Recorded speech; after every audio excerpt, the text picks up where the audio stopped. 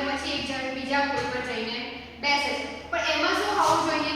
જે પરાગરજ છે ને એ હલકી હોવી જોઈએ અને ચિકાસયુક્ત હોવી જોઈએ. હલકી હોવી જોઈએ. હલકી કેમ હોવી જોઈએ? હલકી હોય તો હવામાં એ ઉડી શકે અને ચિકાસયુક્ત કેમ કહે છે કે જ્યારે એ ઉડે બરોબર એટલે કોઈ બી ફૂલ પર જઈને ચોંટી જાય એટલે એને ચિકાસયુક્ત હોવું જરૂર છે. હલકું હોવું કેમ જરૂરી છે? કારણ કે એ ઉડી શકે એટલે. બીજું શું કહ્યું છે કે પુંકેસર ખુલ્લું અને મુક્ત હોવું જોઈએ. પુંકેસર ખુલ્લું અને મુક્ત હોવું જોઈએ એવું કેમ કહેવામાં આવ્યું? કારણ કે જો પુંકેસર બંધ હશે તો પરાગરજ નીકળી જ નહીં શકે બરાબર. મુક્ત એટલે કેવું? છૂટું છવાયેલું હોવું જોઈએ. હા, જો ભેગું હશે તો બી એ પરાગરજને છૂટી કરી નહીં શકે. એટલે શું કહેવામાં આવે છે કે પુંકેસર ખુલ્લું હોવું જોઈએ અને મુક્ત હોવું જોઈએ અને પરાગરજ કેવી હોવી જોઈએ? હલકી અને ચિકાસયુક્ત હોવી જોઈએ બરાબર. એવી જ રીતે શું કહ્યું છે? અંડયુક્ત બીજાશય એટલે જે કોઈ બી ફૂલ હોય એ કેવું હોવું જોઈએ? ઘણા બધા અંડકોથી ભરાયેલું હોવું જોઈએ બરાબર. એમાં અંડક જ નહીં હોય તો પરાગરજ જઈને કામ કરે છે બરાબર.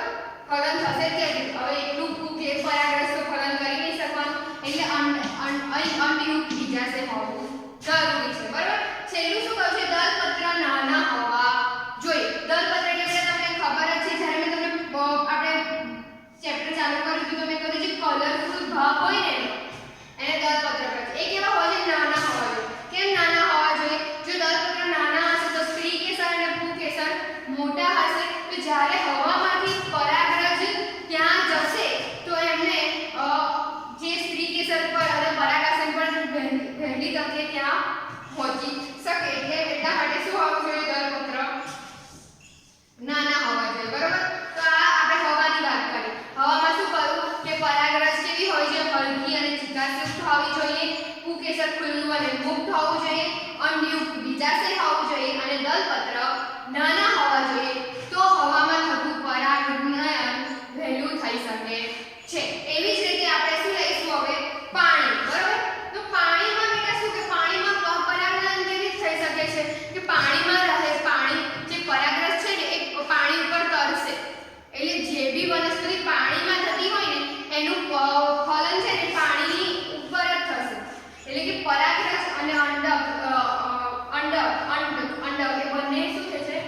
ઉપર જ એ મળી જશે બરાબર. હવે પાણીમાં શું કહ્યું છે કે જે એના એક્ઝામ્પલ બતાયા છે બેટા અહીંયા કે જે લીલ છે દ્વિઅંગી વનસ્પતિઓ છે ને એનું પાણીમાં પરાગનયન થાય છે. એમાં એક એક્ઝામ્પલ મેં અહીંયા લખ્યું છે વેલિસિનિયા કે એમાં શું થાય છે કે વેલિસિનિયા નામની જે વનસ્પતિ છે એના માદા પુષ્પ અને નર પુષ્પ એ બંને અલગ અલગ હોય છે અને એમાં શું થાય છે કે માદા પુષ્પ હોય છે ને એનું પરાગાસન કેવું છે? પાણીની ઉપર હોય છે.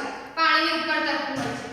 અને તો જ્યારે પરાગરજ જે નર પુષ્પની પરાગરજ હોય છે ને એ પરાગાસન સુધી પહોંચવા માટે તરતું આવે છે અને આ પરાગાસન સુધી પહોંચે છે અને પછી બંને સાથે મળે છે અને પછી ફલન થાય છે. એટલે જ્યારે પાણીમાં પરાગનયન થતું હોય ને તો એ ક્યાં થાય? પાણીની સપાટીની ઉપર થતું હોય છે બરોબર. જે પાણીની અંદર બહુ જ ઓછું થાય છે. પાણીની ઉપરની જે સપાટી હોય ત્યાં ફલન થાય છે અને ત્યાં પરાગનયન વધારે થાય છે.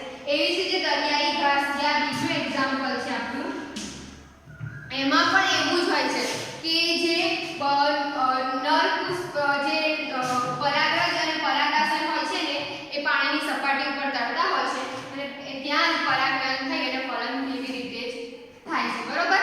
એટલે આપણે શું જોયું કે જૈવિક અને અજૈવિક વાહકો એમાં અજૈવિક વાહકો આ રહ્યા અજૈવિક હવે જૈવિક ભણીશું. ઓકે, હવે આપણે જૈવિક વાહકો ભણીશું તો જૈવિક વાહકોમાં કોણ આવે?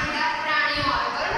પ્રાણીઓ, જીવજંતુઓ, પક્ષીઓ એ બધા. તો હવે પહેલા આપણે જોઈશું જીવજંતુ. તો જીવજંતુઓના વાહકોમાં કોણ છે? મધમાખી, પતંગિયું, માખી બરોબર. એ બધા આપણા જીવજંતુઓ છે. એ લોકો શું કરશે કે ફૂલ ઉપર જઈને બેસશે એટલે ત્યાંની જે પરાગરજ છે ને એ શું થઈ જશે? એની પર ચોડી જશે બરોબર. અને પછી એક ફૂલ પરથી બીજા ફૂલ પર જશે અને ત્યાં જઈને પછી બીજા ફૂલ પર બેસે એટલે પરાગરજ પછી ત્યાં જઈને બેસી જશે. એવી રીતે આ જે આપણે જીવજંતુઓ છે ને એ એવી રીતે મદદ કરે છે. પછી રહી વાત પક્ષીઓમાં. તો પક્ષીઓમાં શું થશે બેટા કે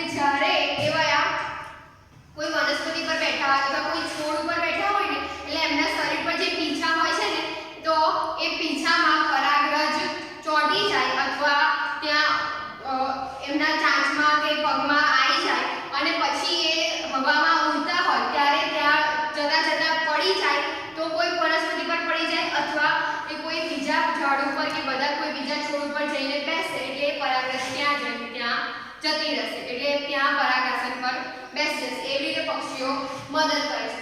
પ્રાણીઓમાં બેટા લેમુર એટલે પ્રાઇમેટ હોય છે, એ સરીસૃપો અને બીજા તીક્ષ્ણ દાંતવાળા જે પ્રાણીઓ હોય ને એ બધા પરાગનયનમાં મદદ કરે છે. બરોબર. હવે જે માખી હોય છે, મધમાખી હોય છે, એ લોકો શું કરશે? પરાગનયનમાં કેવી રીતે મદદ કરશે? જે એકદમ આમ કલરફુલ હોય ને, એકદમ રંગીન ફૂલો હોય ને એની પર જઈને બેસવાનું પસંદ કરશે. બરોબર. એવું કરશે ને એટલે શું? એ લોકો ત્યાં જઈને એટ્રેક્ટ થશે, એટલે ત્યાં જઈને બેસશે. બરોબર. એટલે ત્યાંથી પરાગરજ મળી ગઈ. અને પછી એવી રીતે બીજા કોઈ ફૂલ પર જે બહુ જ રંગીન હશે એની પર જઈને બેસશે. પછી એ પેલા પરાગરજ બીજા કોઈ ફૂલ પર જઈને પરાગાસન પર ચોડી જશે. બરોબર. એવી રીતે મદદ થાય છે. જ્યારે અમુક જીવજંતુઓ સુગંધથી આકર્ષાય છે, એવી રીતે અમુક જીવજંતુઓ શું થાય છે?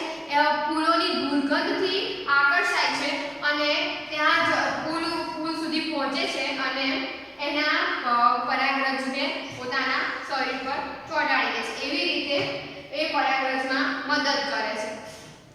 પ્રાણીઓ કેવી રીતે મદદ કરે છે પરાગરજમાં? કે જે પોતાના ઈંડા સાચવવાના હોય છે ને ત્યારે જે ઝાડ આગળ કે જે છોડ આગળ જઈને શું કરશે?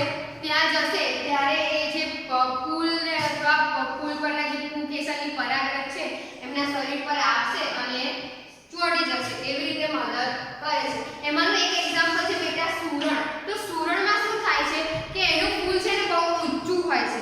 એટલે શું થાય છે કે એમાં જે અને એ ફૂલ બહુ ઊંચું હોય છે અને એનું ફૂલ છે દુર્ગંધવાળું હોય છે. એટલે શું થશે? જે ફૂદા હોય અથવા જે જીવજંતુઓ હોય છે એ એની દુર્ગંધથી આકર્ષાય છે અને એના જે પરાગરજ હોય છે ને એ એક ફૂલમાંથી બીજા ફૂલમાં મોકલવામાં મદદ કરે છે. બરાબર. તો હવે આ આપણે જૈવિક પણ જોઈ લીધું. આપણે આજે પરાગનયનના વાહકો વિશે શીખ્યા. વાહકોમાં બે પ્રકારના વાહકો હોય, જૈવિક વાહકો અને અજૈવિક વાહકો. તો જૈવિક વાહકોમાં બેટા પ્રાણી વિશે શીખ્યા. તો પ્રાણીઓમાં જીવજંતુઓ, પક્ષીઓ, પ્રાણીઓ બધા પરાગનયનમાં મદદ કરે છે. એ પોતપોતાની અલગ અલગ રીતે મદદ કરે છે. એ એમના જે જીવજંતુ હોય છે એ સુગંધથી આકર્ષાય, દુર્ગંધથી આકર્ષાય છે. પક્ષીઓ તેમના જે પીંછા હોય છે એનાથી પરાગનયન કરે છે. જે પ્રાણીઓ છે પોતાના ઈંડા સાચવવાની ક્રિયાથી પરાગનયનમાં મદદ કરે છે. એવી રીતે જૈવિકનું થયું. અજૈવિકમાં હવા અને પાણી. જે હવા છે એ કેવી રીતે મદદ કરશે? કે જ્યારે હવા આવે ત્યારે જે પરાગરજ છે એ હલકી હોય છે, ચિકાસયુક્ત હોય છે એટલે ઉડી શકે છે અને એક જગ્યાએથી બીજી જગ્યાએ જઈ શકે છે. પુંકેસર, જો હવામાં પરાગનયન કરાવવું હોય તો પુંકેસર ખુલ્લું અને મુક્ત હોવું જોઈએ અને અંડયુક્ત બીજાશય હોવું જોઈએ, જેથી પરાગરજ જેવી ઉડે તો અંડાશયમાં જાય અને અંડક સાથે મળી શકે. અને એના દળપત્રો કેવા હોવા જોઈએ? નાના હોવા જોઈએ છે. પછી આવે છે પાણી. તો પાણીમાં પરાગનયન ક્યારે થાય? કે પાણીની સપાટીની ઉપર થાય છે. તો એમાં લીલ, દ્વિઅંગી વનસ્પતિ અને દ્વિઅંગી વનસ્પતિ આ ત્રણ પાણીમાં પરાગનયન કરે છે. તો એમાં મેં શું કહ્યું? પાણીની સપાટી ઉપર એ લોકો પરાગનયન કરે છે. એક એક્ઝામ્પલ લીધું આપણે જેને વેલેસેનિયા કહ્યું. એ વેલેસેનિયા નામનું જે વનસ્પતિ છે એનું માદા પુષ્પ અને નર પુષ્પ છે એ શું કરશે? માદા